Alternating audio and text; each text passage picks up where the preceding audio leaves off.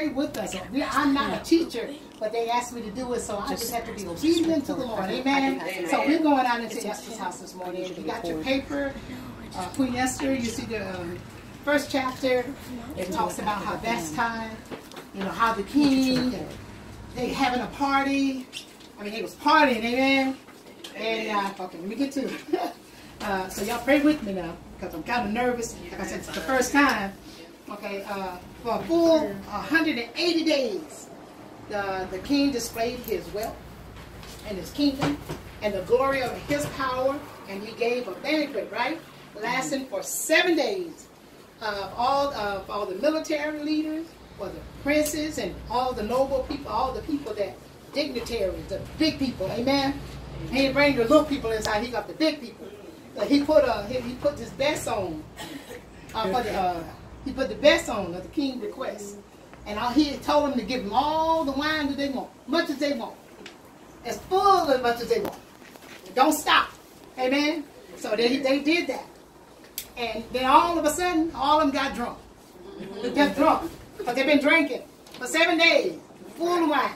So he told. So after he done got full, he told his armor bearers. We say these days the armor bearers, the eunuchs, if you want to call them eunuchs. There you go, that word right there. He told them to go get Queen Vashti. Amen.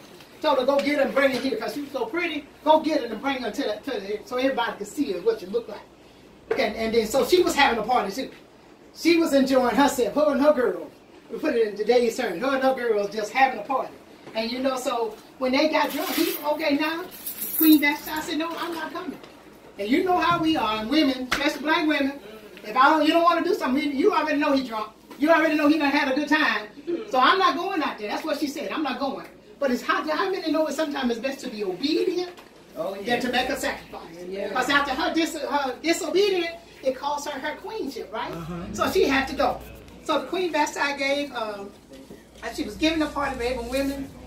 And so now, on the 7th day, the king, feeling some kind of in his way, called for the queen. But she was happy and having a good time too. But she forgot who she was and refused to come. So now the king is drunk and mad and probably embarrassed also because he got all his homies, amen. His men's with him. And so now he's going to invite, and you're going to embarrass me and tell me you ain't coming, right? So the people, so looking at the high power of the people in his presence, asked for advice. So they tell him, get rid of her. She had to go. She done all the wrong, and the king, that was not the only one, but everybody here. But if the old king would let her get away with it, then this every other woman would do also. So you got to go. I'm sorry, but you got to go. But every woman would do the same thing. And that would despise their husband, because Queen Vashti did what she did. And there would be no end of disrespect and disagreement. You got to get rid of her. And so the king had to get a new queen. So that's when Queen Esther comes in. He told to go out patiently. So my daughter not gonna bring it up for you. She's gonna bring it to you for you. All right. So Mordecai present Esther. That's in your second chapter. We're gonna go on because we got 20 minutes to this class. And Mordecai, in the second and third chapter, versus Haman. Oh, Haman, he wanted Mordecai to bow down to her. He said, I'm not gonna bow. He said, you're not God and I'm not going to bow. We have to be careful in everything that we do, who we bow down to. Don't we give honor to, amen, because we know there's only one God. So we know that this was a setup. Our God was going to use Queen Esther.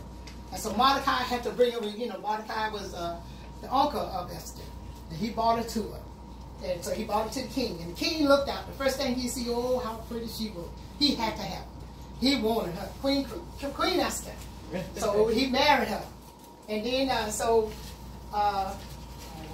verse 5, chapter 5, Esther goes to the king on behalf of the people because they was trying to get rid of the Jews. He wanted to kill them all. So that's why God had placed Esther there in the beginning. He wanted to get rid of them. So that this is what Haman wanted to get rid of. Haman wanted to get rid of Yeah, he set him up. He was mad. Haman was there you mad. go. So now she's going to take over that the whole Mordecai didn't bow to him. Right. See, the king didn't know nothing about it. At this time, Esther was already in place. Esther had already been positioned where she needed to be before Haman ever caught her attitude. You know, we get full of ourselves and we think, oh, well, I'm better than you, or I'm better.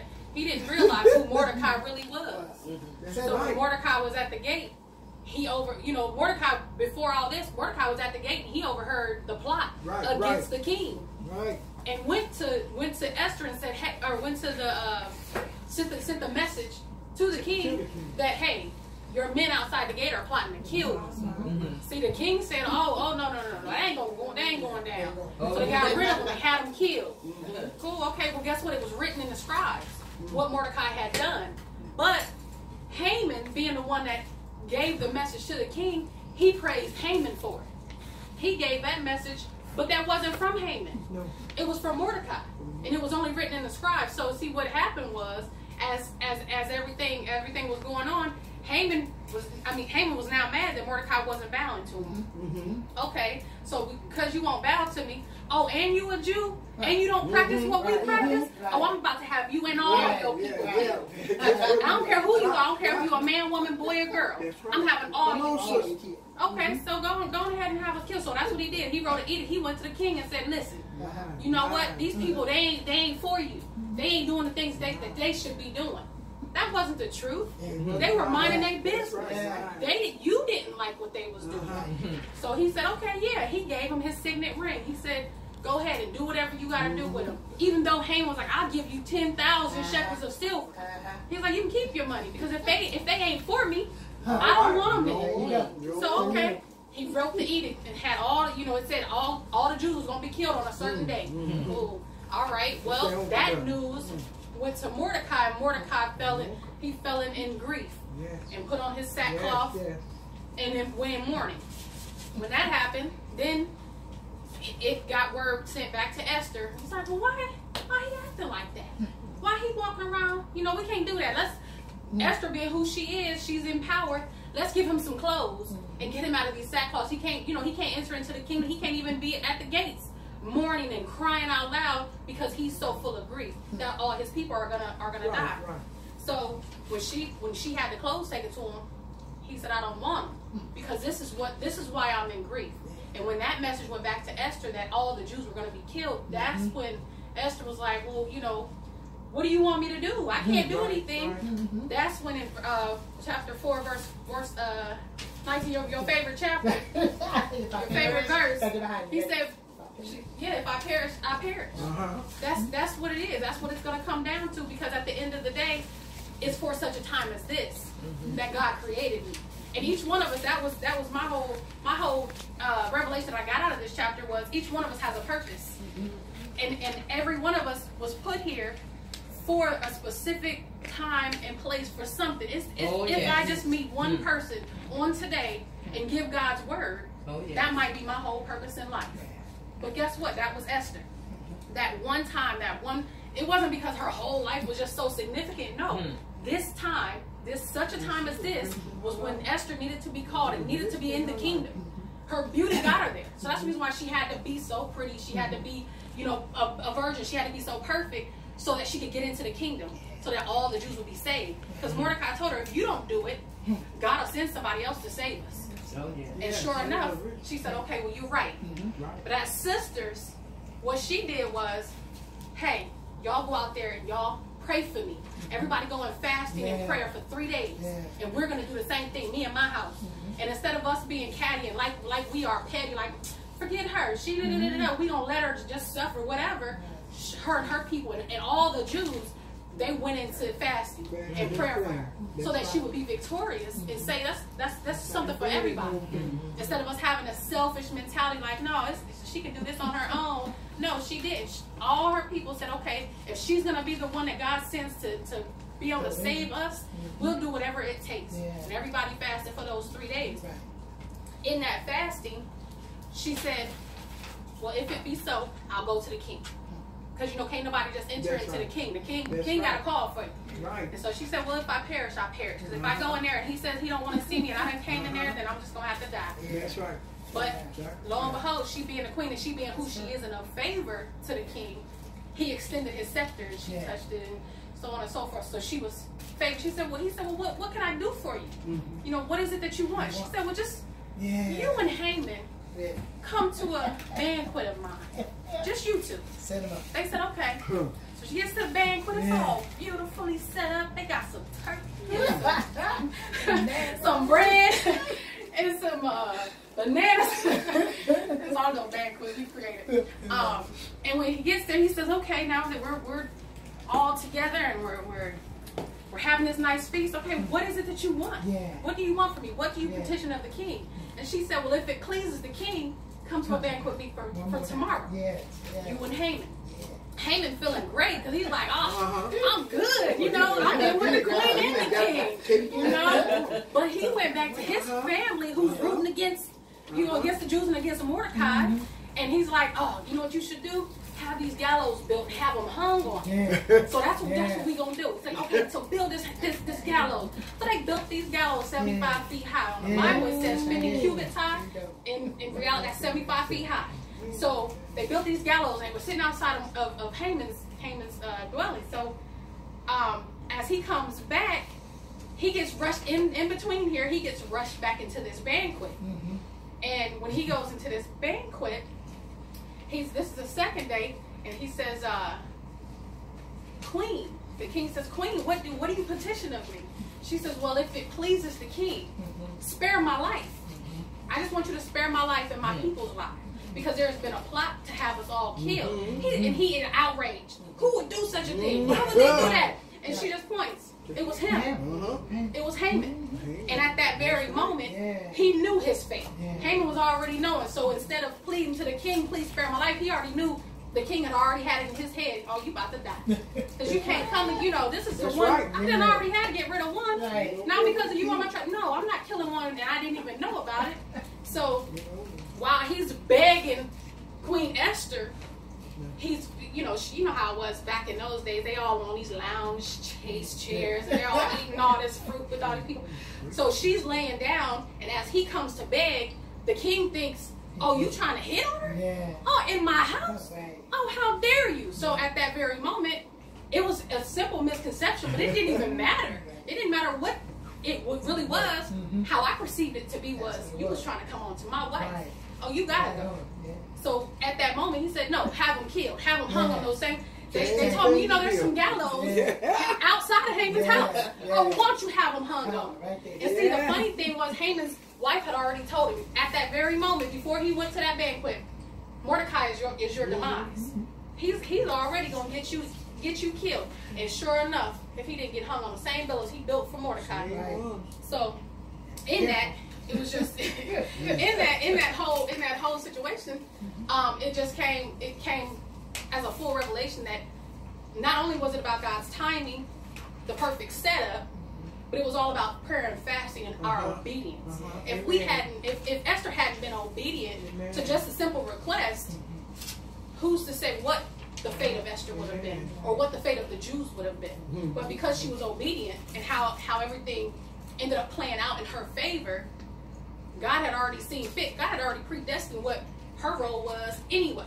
Because she knew, okay, God knew it was going to be that day, that year, that very moment that my Jews are going to have to be saved. And I'm going to have to strategically place somebody to save them. And surely did she do that. She had them saved. Not only did they get saved, but they were able to kill over 75,000 of their enemies, along with 10 of Haman's sons. So it wasn't well, Haman just got, no, his whole house was taken and given to Esther and Mordecai. So not only was her obedience it was like a gift, so to speak, because now not only are you uplifted in the kingdom, now look at Mordecai. Mordecai gets all kinds of honor and just prestige. Now he's the second in rank, and he gets, you know, all the banquets and all they feast, and it's crazy because it's just a live story. It's amazing how when people do you wrong and they think ain't nothing gonna happen to them, but they keep putting their mouth or something on the wrong people. Yeah. And if you know, the Bible talks about touch not my anointed, to do my prophets no harm. Let me tell you how quick that thing will come back on you. And it's funny because it was not funny at all. You can come on in. You can come on in. You gotta. She got him over there. You got the folder. I don't got him. But it's just funny how that thing will come back on you. And when it does, God's wrath is you know we can hurt him mentally, but God's wrath is completely different than ours. You see what I'm saying? And all those people that conspired against the Jews, these are God's chosen people. All those people died at the hand of us, of the Jews, of the Israelites. These are the people that are protected by God.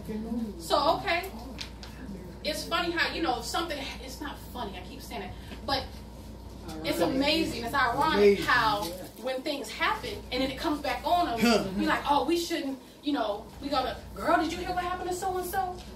God done did that thing. But then you feel bad for even saying something, and it's like, why do we feel bad when the Jews killed all their enemy and they celebrated? That's our time to celebrate. When we step on the devil's head because we know we just defeated the enemy, we're supposed to celebrate. We celebrate in the name of God. We celebrate in the name of Jesus of what we've accomplished in His name. So I just hope that after what you've heard and what you're able to read in here, because this basically breaks down every chapter of the book. It just highlights everything that we basically talked about. You know, if you don't want to read the whole book, it's only 10 chapters, but if you don't want to read the whole book, it literally will just highlight. And it tells you where each verse is found and each chapter. Throws some little pictures and shows you the banquets and things. So as you go through it, you know, take away from it what you will. What stands out to you. You know, my thing is, it's just about obedience. And when God calls you to do something, do it. Because you don't understand that you might have this little bitty position, but it's for a greater purpose. The purpose isn't just to get us to tomorrow or to get us to next week. You don't understand. That might be your children's inheritance. And we don't realize that one simple move that God tells us to make, you just have to be obedient and do it. You guys have any questions? Yeah, come on, y'all talk to me. Any questions y'all want to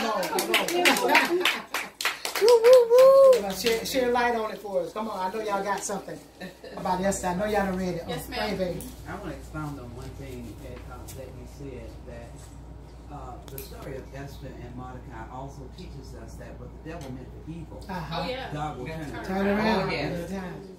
Esther was positioned to be the queen, but the king had not seen her for, I think it was 30 days, because they had her bathing and it was a year. Until she was released to come unto him. There you go. And he was captivated by her. Yeah. I think not only by her looks, but he was captivated by the anointing in where she was. So we have to understand, though the devil slay us, yet will we trust him. And we have to also understand one thing. God didn't give us a spirit of fear. Whatever you're facing in this life at this time, know this, that in this season there's a turnaround. And if you trust God enough to believe Him, be careful of the words that come out of your mouth. Because if you're not speaking the will of God, you're speaking death. All right. I would like to say that I got a lot of respect, and I read just a long time ago. But this is giving me. Hold on, you guys, don't leave yet. We got It's a little telling me trick to take go with you. on and step on out. Yeah. Told me. I have anointing on me, and I know it. Oh, But I would want to back off. But every day, and even this class has started helping me. Oh, but yeah. I got to. We got to be in that word to activate God's anointing. Oh, yeah.